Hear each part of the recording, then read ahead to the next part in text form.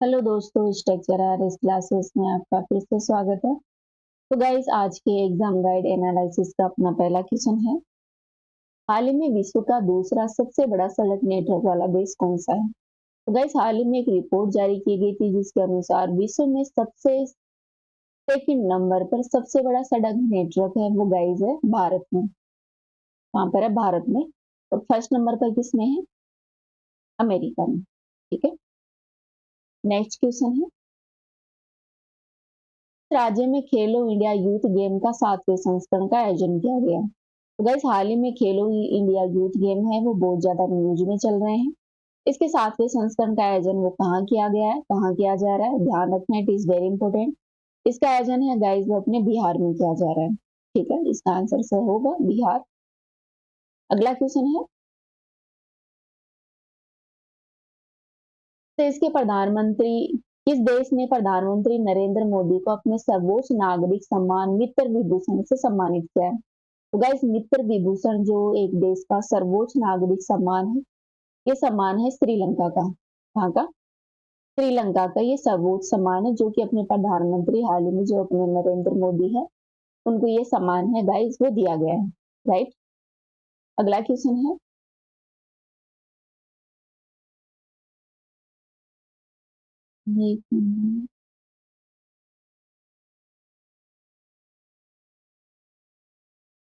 अगला क्वेश्चन है, हाल ही में किस देश ने अंतर्राष्ट्रीय अपराध न्यायालय से हटने का निर्णय लिया है?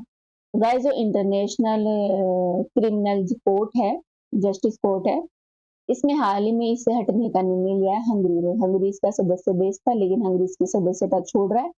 अपन इस कोर्ट के बारे में चर्चा करते हैं, इट इज वेरी इंपॉर्टेंट। दोस्तों, यह कोर्ट है वो विश्व का प्रथम स्थायी अंतर्राष्ट्रीय आपराधिक न्यायालय है जो कि एक संधि हुई थी, रोम का संधि। ठीक है। रोम संधि के तहत गाइस इसकी स्थापना की गई थी। ये मुख्य रूप से काम करता है जो नरसंहार होता है, मानव हत्या होती है, नरसंहार, शादी, युद्ध अपराध होते हैं, मानव के विरुद्ध जो भी अपराध किए जाते हैं, आक्रमण के जो अपराध होते हैं, जैसे गंभीर मामले होते हैं, उनकी यह जांच पड़ताल करने वाला एक इंटरनेशनल लेवल का कोर्ट है। ठीक है। ध्यान रखना, पूछ लिया जाता है कौन कौन से, नरसंहार, युद्ध अपराध, मानवता के विरुद्ध अपराध और आक्रमण के विरुद्ध अपराध। ठीक है। इसका उद्देश्य अंतर्राष्ट्रीय आपराधिक न्याय के माध्यम से अपराधों के लिए जिम्मेदार लोगों को दंडित करना, साथ ही इन अपराधों को फिर से घटित होने से रोकने में मदद करना इसका महत्वपूर्ण उद्देश्य है। बस ध्यान रखना, भारत, चीन और अमेरिका, ये तीन देश हैं वो इसके सदस्य नहीं है। भारत इसका सदस्य नहीं है, इट इज वेरी इंपॉर्टेंट। वहीं इसका 124वां सदस्य देश है गाइस वो मलेशिया को बनाया गया है। ठीक है। इसकी स्थापना 1998 में की गई थी, रोम कन्वेंशन के तहत रोम संधि हुई थी जिसमें लगभग 120 इसके सदस्य देश थे। राइट।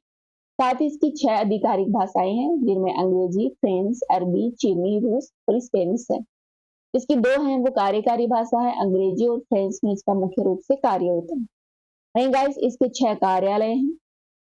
एक तो है कोंगो लोकतांत्रिक गणराज्य, किसानसा में, कपाला युगांडा, बुंगई जो कि मध्य अफ्रीका में है, नैरोबी केन्या में और अबिदजान जो आइवरी कोस्ट है वहां पर इसके 6 क्षेत्रीय कार्यालय हैं। वहीं इसके जो हेडक्वार्टर है उसकी बात करें तो हेग है जो कि नीदरलैंड में अवस्थित है, वहां पर इसका हेडक्वार्टर है।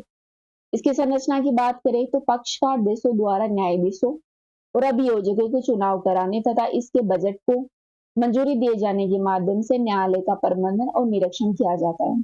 ठीक है। इसके अंगों की बात करें गाइस तो इसमें 4 अंग होते हैं। एक तो अध्यक्ष होता है, इसका न्यायिक प्रभाग होता है, इसका कार्यालय होता है और रजिस्टर होता है। ठीक है। तो ये अपने चर्चा की इंटरनेशनल अपराध न्यायालय के बारे में। नेक्स्ट क्वेश्चन है, पहली बार किस राज्य में मनरेगा मजदूरी 400 रुपये प्रतिदिन कर दी गई है? तो गाइस, हाल ही में जो हरियाणा राज्य है इसमें जो मनरेगा जो अपनी स्कीम है इसके तहत जो लोगों को 100 दिन के रोजगार की गारंटी दी जाती है। ठीक है। 100 दिन की रोजगार की गारंटी दी जाती है। इसमें जो 400 रुपए है वो हर व्यक्ति को दिए जाएंगे इसके तहत काम करने वाले को। ये प्रावधान किया है हाल ही में हरियाणा ने। ठीक है। अगला क्वेश्चन है अपना,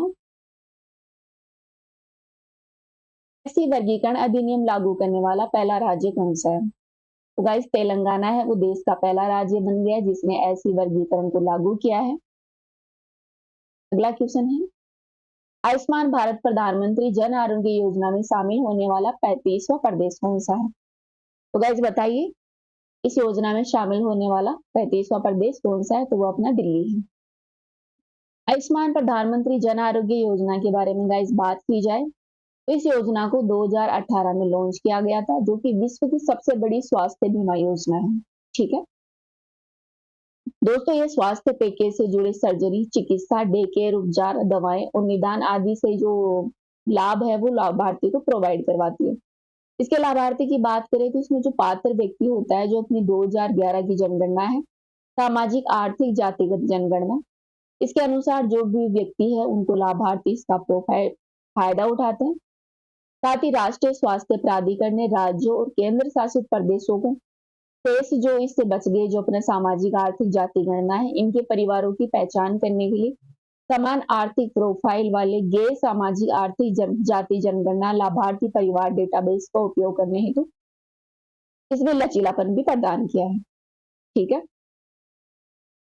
साथ ही गाइस इसके वित्तीयन की बात करें तो ये केंद्र प्रायोजित योजना है जिसमें 60-40 का अनुपात है केंद्र और राज्यों के बीच में। वही जम्मू कश्मीर और पूर्वोत्तर राज्यों में 90-10 का अनुपात है और वही यूटीज में 100% जो पैसा खर्च करती है वो यूनियन गवर्नमेंट करती है, केंद्र सरकार करती है। ठीक है, इसके केंद्रीय अभिकरण की बात करें तो नेशनल हेल्थ अथॉरिटी को राज्य सरकार के साथ संयुक्त रूप से प्रधानमंत्री जन आरोग्य योजना के प्रभावी क्रियान्वयन हेतु जो सोसाइटी रजिस्टर्ड अधिनियम है 1860 का, इसके तहत एक स्वायत्त इकाई के रूप में गाइस इसका गठन किया गया है।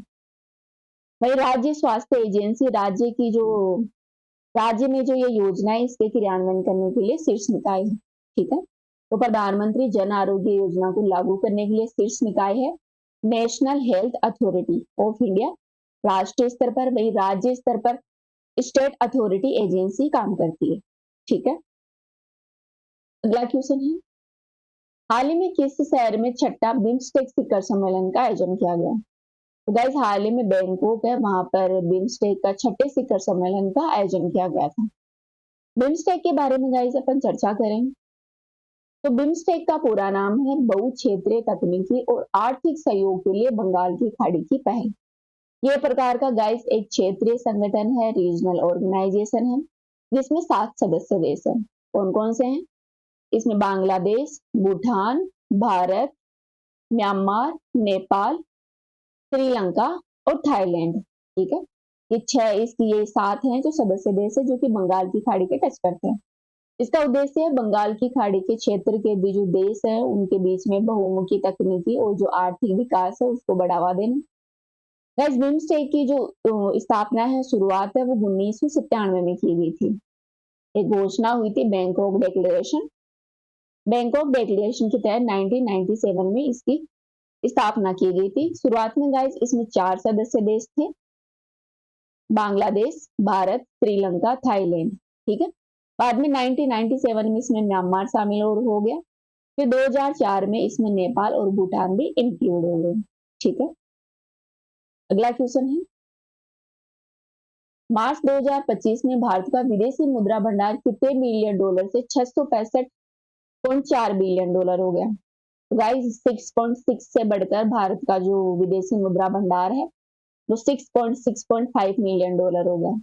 विदेशी मुद्रा भंडार में गाइस सोना, विदेशी मुद्राएं होती हैं जैसे कि डॉलर, रेमीज, पौंड, जापानी मुद्रा, येन आदि जो इसमें इंक्लूड होती हैं। ठीक है,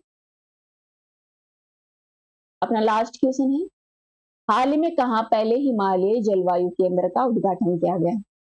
गाइस बताइए, भारत का पहला हिमालयी जलवायु केंद्र का उद्घाटन है वो कहाँ किया गया? गाइस इसका उद्घाटन किया गया उधमपुर में। वहां पर उधमपुर एक क्षेत्र है, वहां पर भारत का पहला जलवायु केंद्र है, हिमालय जलवायु केंद्र, इसका उद्घाटन किया गया है। तो गाइस इस वीडियो में इतना ही। नेक्स्ट फिर मिलते हैं कुछ अलग क्वेश्चनों के साथ। अभी के लिए थैंक यू।